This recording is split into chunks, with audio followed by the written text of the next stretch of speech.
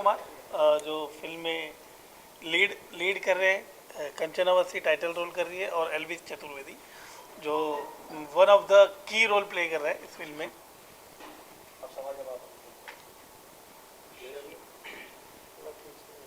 शर्मीली दुल्हनिया तो बहुत बार सुना था, लेकिन ये गनवारी दुल्हनिया ऑडियंस पहली बार ऐसा टाइटल मतलब सुन रही है, तो इसके बारे में थोड़ा सा पहले आप थोड़ा समझाइए। पहले तो आप बताएं टाइटल अच्छा लग रहा है? बहुत खूबसूरत टाइटल है। ठीक है, तो खूबसूरत चीज़ लेने के लिए हमने ये सोचा कि दिल वाली दुल्हनिया हो गई है, बद्रीनाथ की दुल्हनिया हो गई है, हम्टी शर्मा की दुल्हनिया हो जाएगी, तो एक अंडरवर्ल्ड से दुल्हनिया उठा ही लेते हैं। तो अंडरवर्ल्ड से दुल्हनिया आएगी तो गन तो होगी, तो दिमाग में टाइटल आ गया कि गन वाली दुल्हनिया रखते हैं और शुरू हो गए। Okay sir, as a captain of the ship star cast decide करना काफ़ी मुश्किल होता है, स्पेशली लव स्टोरी के लिए। तो आपने कैसे स्टारकास्ट डिसाइड की इस पर्टिकुलर फिल्म के लिए? कंचन ने मेरे साथ पहली भूत वाली लव स्टोरी कर चुकी है, तो ये दूसरी फिल्म है, तो टाइटल रोल के लिए कोई दिक्कत नहीं थी। मयूर मेरे साथ 7-8 साल से जुड़ा हुआ था, बीच में 4 साल का उसका गैप हुआ था। तो ये जब आया तो मुझे लगा कि इसको मैं सेकंड लीड के साथ आगे बढ़ेंगे हम लोग। लेकिन जैसे जैसे हम लोग साथ रहते गए तो मुझे ऐसा लगा कि मयूर ही वो लड़का है जिसको मैं समीर के लिए तलाश कर रहा हूँ, तो मैंने मयूर को लीड में लिया। और एल्विस जो है, हम लोग का शॉर्ट लिस्टेड ऑडिशन चल रहे थे, तो अपने फ्रेंड के साथ आया था। इसका कोई शॉर्ट लिस्टेड नहीं था, फ्रेंड के साथ आया था। तो मैंने जब दूर से इसको देखा तो मुझे लगा अगर ये एक्टर रहेगा तो ये रोल कर लेगा। तो मेरे असिस्टेंट ने जाके पूछा कि आप एक्टर हो, तो उसने कहा हाँ। फिर उसका ऑडिशन हुआ, उसके बाद फिर ऑडिशन हुआ, और 3 ऑडिशन होने के बाद फिर एल्विस का हम लोग ने सिलेक्शन। बोल सकता हूँ, पता ही नहीं मुझे एक्चुअली भी क्लाइमेक्स शूट करने वाले हैं, तो बहुत अच्छा एक्सपीरियंस, बहुत अच्छा रहा। अच्छा, हमने देखा कि सॉन्ग में और किरदार में भी काफ़ी नर्वस लग रहे, तो क्या रियल लाइफ में भी इतने शर्मीले हैं आप, या फिर? नहीं, जो यही मेरे लिए बहुत मुश्किल था। अब जैसा मतलब एक नर्वसनेस और एक बिल्कुल सहमा सा दिखना, वो बड़ा मुश्किल होता है, जो कुछ नहीं करके कुछ करना। तो वो सब मेरे गुरु हैं और गॉडफादर है फिल्म इंडस्ट्री में, तो उन्होंने जो सिखाया, जो आपके सामने है, रियल लाइफ से बिल्कुल अलग डिफरेंट है मेरे लिए। हाँ, एक्चुअली उत्तर प्रदेश से हूँ, लखनऊ से हूँ, तो शायद गन कोई नई बात नहीं थी हमारे लिए, क्योंकि उत्तर प्रदेश के बारे में सभी लोग जानते होंगे, हर घर में एक गन पाई जाती है। तो जब ये सब्जेक्ट सुना मैंने तो ऑफ कोर्स एक फिल्म की हुई थी सर के साथ मैंने, और जब ये सब्जेक्ट सुना तो मुझे कुछ एक्स्ट्रा ऑर्डिनरी लगा, कुछ अलग हटके लगा, तो मुझे लगा नहीं करना चाहिए मुझे। और जब हमने इसकी शूटिंग शुरू की तो बहुत ही अमेजिंग थी, क्योंकि गन तो थी ही साथ में, और सबसे बड़ी बात कि मुझे लहंगे पे पूरा शूट करना था। 50% ऑफ द शूट मैंने तो लहंगे में किया है, तो मुझे बिल्कुल आइडिया नहीं था कि हम लहंगे पे शूट करने वाले हैं।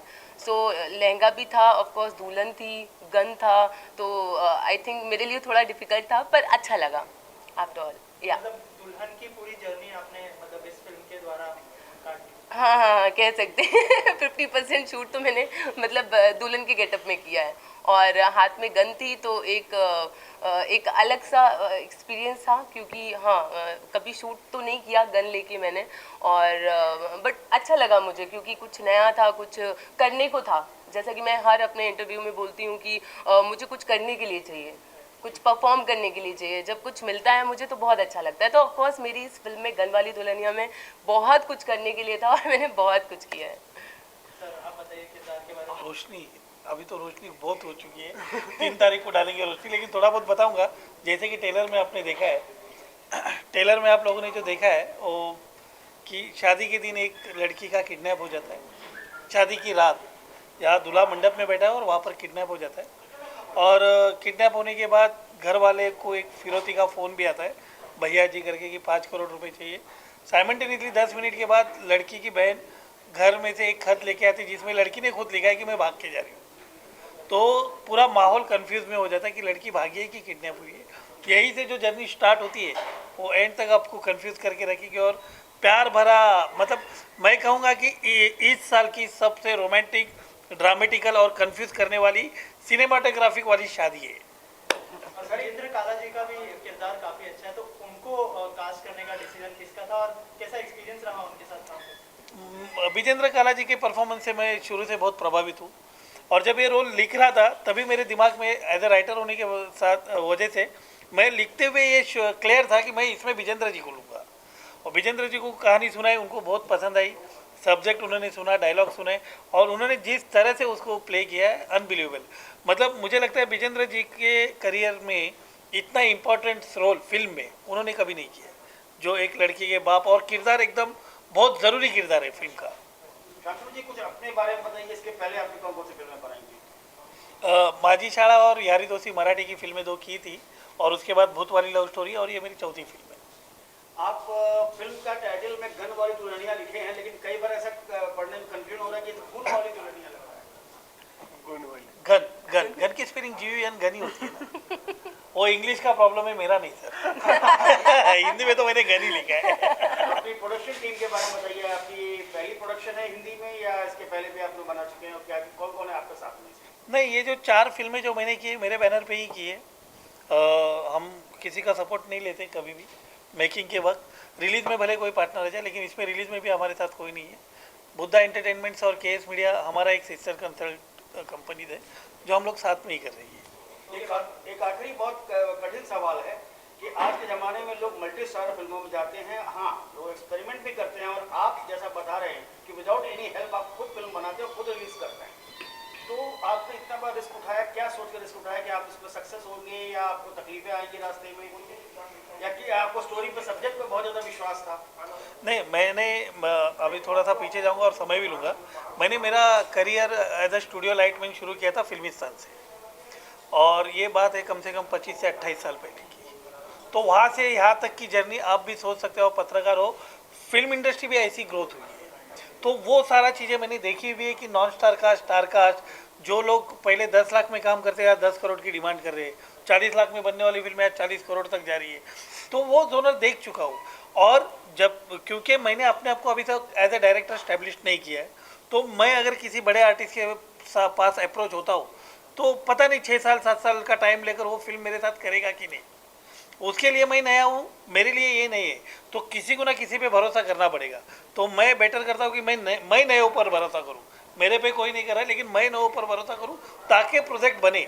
मुझे मेरे कहानियों पर, जितनी भी फिल्म इंडस्ट्री की कहानी है, उससे ज़्यादा भरोसा रहता है। एज ए राइटर मेरा ओपन चैलेंज है, किसी भी बड़े राइटर के साथ मुझे बिठा दीजिए, उससे 19 कहानी नहीं लिख पाऊँगा। इसलिए प्रमोशन के वजह से या आर्टिस्ट की वजह से मेरी फिल्में 100 चल रही है या नहीं चल रही, लेकिन एक समय आएगा जो मेरे ख्याल से अभी आ चुका है, सब्जेक्ट वाली फिल्में लोगों को काफ़ी पसंद है। तो होप्स तो गन वाली दुल्हनिया सब्जेक्ट वाली फिल्म है, और उस दौर में मैं थोड़ा सा अपने आप को प्रूव कर सकूं। सेंसर बोर्ड से क्या एक्सपेक्ट करें, कौन सा सर्टिफिकेट एक्सपेक्ट करें? अरे यार, सेंसर बोर्ड बड़ा घटिया है, मतलब खुला क्या है। हमने फिल्म में, आपने ट्रेलर में एक डायलॉग देखा, माल हो तो मैं तुझे दे रही थी। इसमें क्या गलत है? वो एक रेफरेंस दे रहा है माल का, जो सोना चांदी है, कि तुम्हारे पास जो माल है वो लूटना चाहते हैं। तो सेंसर हमसे नट रहा है कि ये माल कैसे होगा भाई, सोना चांदी को आदमी माल ही बोलेगा ना।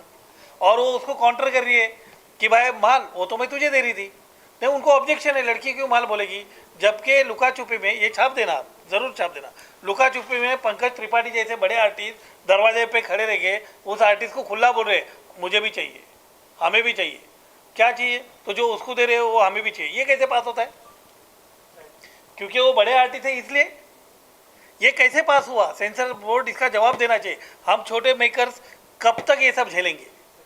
तो मैंने उस चीज़ के लिए फाइट किया, और लेकिन उससे भी एक माल म्यूट करवा ही लिया। अपने बात पे अड़ा रहा, एक माल म्यूट करवा लिया। हमारे पास कोई ऑप्शन नहीं है, तो रिवाइज कमेटी, हम नहीं जा सकते ना इतना लंबा। बड़े लोगों को तो आँख बंद करके कुछ भी दे देते। अब वो कैसे देते हैं, अंडर टेबल ऊपर टेबल, उनको ही मालूम होगा sir. Okay sir, thank you, thank you.